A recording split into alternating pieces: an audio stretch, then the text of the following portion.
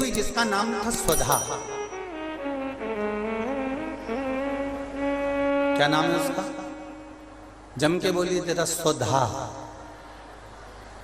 जितने लोग कथा सुन रहे हैं आस्था चैनल पर, पंडाल में, फेसबुक यूट्यूब पर, तर्पण शिव महापुराण में इस नाम का उच्चारण 5 बार आप लोगों को करना है।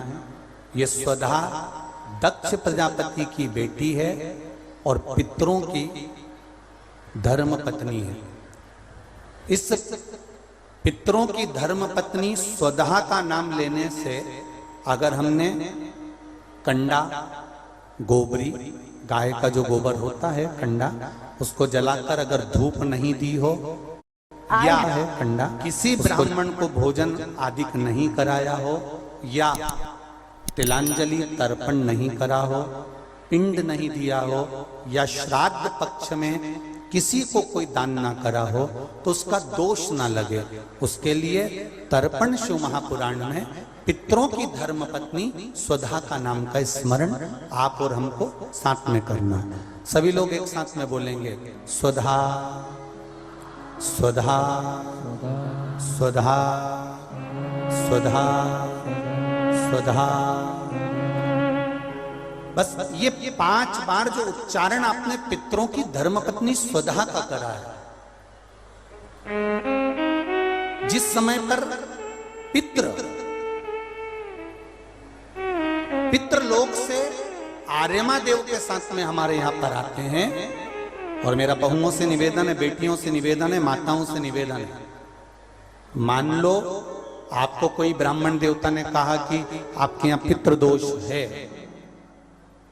आपको कह दिया कि पितृदोष है, तो आपको घबराना नहीं है कि महाराज जी मुझे क्या करना पड़ेगा। पितृदोष है, एक चावल का दाना घर में से लीजिए, हथेली पर रखिए, पानी का जो मटका होता है, हंडा होता है, पानी का जो मटका है, हंडा है, जहां पर रसोई घर में तुम पानी रखते हो, उस हंडे के पास में, मटके के पास में उस चावल के दाने को लेकर जाइए, अपने पितरों का स्मरण कर कर स्वधा स्वधा स्वधा स्वधा स्वधा 5 बार बोलकर शंकर भगवान के शिवलिंग पर, तुम्हारे घर में शिवलिंग हो तो घर में, और अगर मंदिर में शिवलिंग हो तो मंदिर में, उस चावल के दाने को चढ़ा दीजिए। कैसा भी पितृदोष होगा समाप्त हो, मात्र स्वधा का स्मरण बहुत।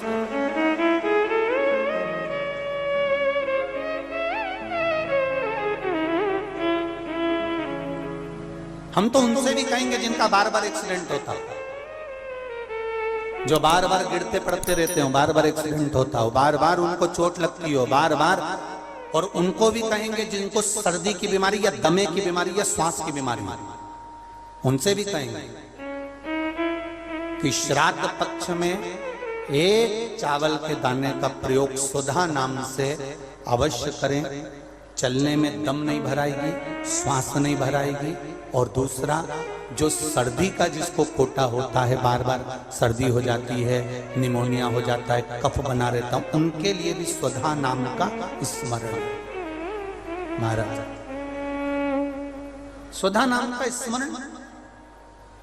दक्ष प्रजापति के घर में बेटी का जन्म हुआ जिसका नाम था स्वधा। स्वधा का जन्म लेते ही स्वधा श्वेत वस्त्र को धारण करती थी।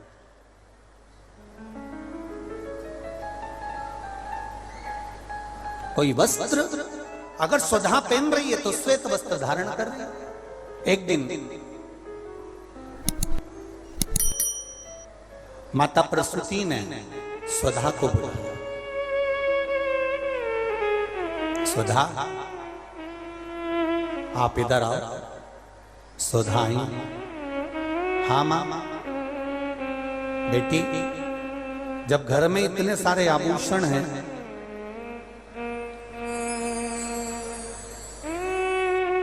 और घर में इतने सारे आभूषण जब रखे हुए हैं, तो तुम उन आभूषणों को धारण क्यों नहीं करते? उन आभूषणों को क्यों नहीं पहनते? घर में इतने सारे वस्त्र रखे हैं, तो तुम उन वस्त्रों को धारण क्यों नहीं करते?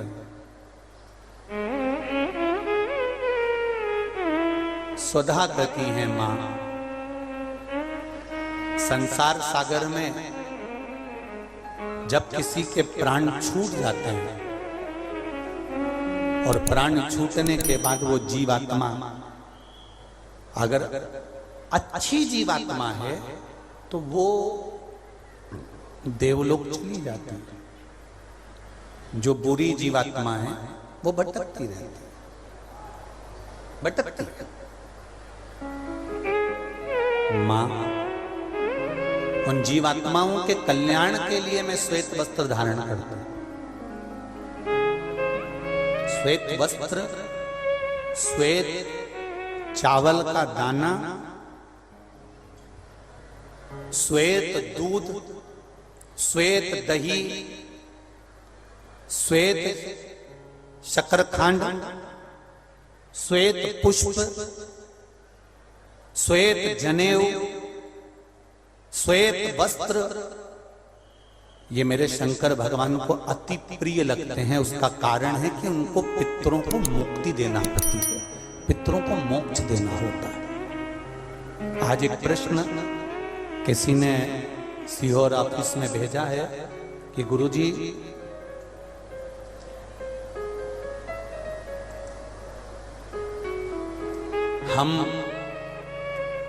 हमको श्राद्ध पक्ष में हम जो ब्राह्मण को भोजन कराते हैं या हम किसी को भोजन कराते हैं तो वो हमारी जीवात्मा को क्या वो मिलता है? क्या विचार है भाई? अशोक नगर वालों बोलो जरा जल्दी से। प्रश्न भेजा है किसी ने। हम अगर किसी ब्राह्मण को भोजन करा रहे हैं, हम किसी को भोजन दे रहे हैं तो वो हमारी जीवात्मा को मिलता? 3 प्रश्न हैं और तीनों प्रश्न का उत्तर जरा देखिएगा, बड़ा ध्यान रखना। और जिसने प्रश्न करा है उत्तर प्रदेश से वो ध्यान से सुनना भाई। हमने ब्राह्मण को भोजन कराया, हमने संत को भोजन कराया, हमने गुरुजी को भोजन कराया तो वो मिलेगा? पहले तो ये अंदाजा करिए कि आप भोजन दादा ससुर के नाम से करा रहे हो तो दादा ससुर का नाम लेना पड़ेगा। बोलो सही है कि गलत है? गोत्र बोलना पड़ेगा। उसका कारण क्या होता है कि हमने पत्र लिखा और ये पत्र लिखकर हमने इसको मोड़कर हमने वो डाकघर के डब्बे में डाल दिया। हमने नाम लिखा, पता लिखा, पिन नंबर लिखा, एड्रेस पूरा लिखा, मोबाइल नंबर पूरा लिखा और हमने डब्बे में डाल दिया। अब पूरे अशोक नगर में चौराहे चौराहे पर ढेर सारे डाकघर के डब्बे लगे। इन सब डब्बों में से चिट्ठी इकट्ठी होती है, एक जगह पर आती है, बड़े डाकघर में पहुंचती है, बड़े डाकघर में से छटकर फिर एड्रेस पढ़ा जाता है।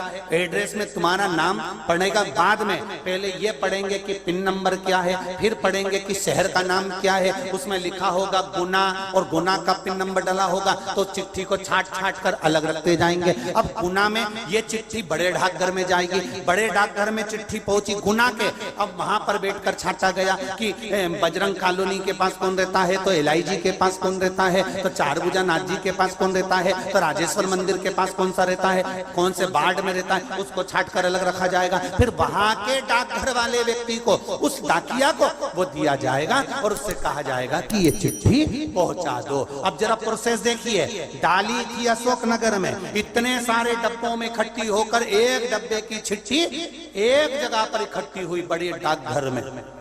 वहां से इकट्ठी होकर फिर दूसरे डाकघर में गई, वहां से फिर धीरे धीरे डिवाइड होती चली गई। उसी तरह तुम्हारी लिखी हुई डाकघर की चिट्ठी जब वहां तक मुंबई पूना तक जा रही है और सही जगह नाम और एड्रेस है तो सही जगह पहुंच रही है। उसी तरह अगर श्राद्ध पक्ष में तुमने ब्राह्मण को भोजन कराया है, नाम और गोत्र लेकर कराया है तो वो उस तक पहुंचता ही है, ये निश्चित है, उस तक पहुंचे। फिर दूसरा प्रश्न किया उसने, गुरुजी से पूछ के बताना कि गुरुजी तो कथा में कहते हैं कि मनुष्य की योनि छूटने के बाद फिर कौन सी योनि मिलती है किसको मालूम। ये गुरुजी ने कथा में कहा, तो हम भी नहीं कह रहे झूठ की हमने कथा में नहीं किया, हमने कहा। तो उसने प्रश्न करा, अगर वो दूसरी योनि में होगा तो तुमने जो भोजन दिया हो सकता है वो सांप बन गया, चींटी बन गया, झिंगूर बन गया, शेर बन गया, तो वो खीर पूड़ी खाएगा क्या? और पंडित जी को तो खीर पूड़ी खिलाने का बोलते हैं। फिर जब वो दूसरी योनि में पहुंच गया तो उसको खीर पूड़ी कैसे मिली? पंडित जी से, गुरु जी से पूछ के बताओ।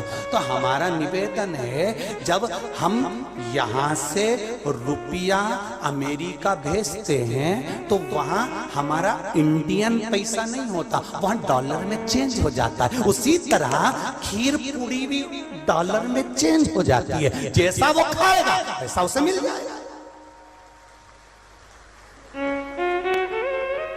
जब भारत की करेंसी, भारत का पैसा यहां से डाला आपने अमेरिका, तो अमेरिका में बदल गया। आपने ऑस्ट्रेलिया डाला, वहां में बदल गया। आपने कहीं डाला, नेपाल ले गए तो नेपाल की करेंसी में बदल गया। जब यहाँ का रुपया वहां पहुंचकर वहां के रुपये में चेंज हो जाता है, तो हमने जो खीर पूड़ी ब्राह्मण को दी है और तुम्हारे यहाँ का वो जीव सांप बना कि झिंगुर बना कि शेर बना कि गीदड़ बना, उसको उस रूप में जो वो खाता होगा उस रूप में मिल जाता। डॉलर चेंज, यहाँ की खीर पूड़ी चेंज, वहां जाते से।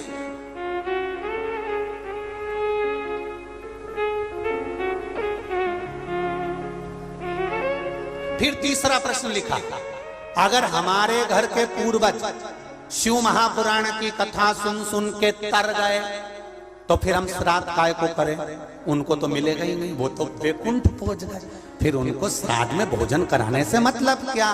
तो हमारा इतना सा कहना है, यूपी वालों जो तुमने प्रश्न करा बहुत जोरदार करा रे, तो एक उत्तर और अच्छे से सुन लो कि मान लो तुमने अगर श्राद्ध में भोजन कराया और तुम कह रहे उनका तो मोक्ष हो गया शिव पुराण सुनकर, फिर श्राद्ध करने से कौन सा फायदा? तो तुम भोजन कराओ, ये भोजन का फल वहां जाएगा। जैसे तुमने कोई सामान या रुपया मुंबई भेजा तुम्हारे रिश्तेदार किया, और मुंबई में रिश्तेदार का मालूम पड़ा कि उनने घर छोड़ दिया, या वो कहीं चले गए, या वो कहीं समाप्त हो गए, तो वो रुपया, वो सामान तुम्हारा वापिस तुम्हारे पास आ जाएगा। तो तुमने जो पुण्य करा है अगर उसने नहीं लिया तो वो पुण्य तुम्हारे खाते में वापिस आ जाएगा। इसलिए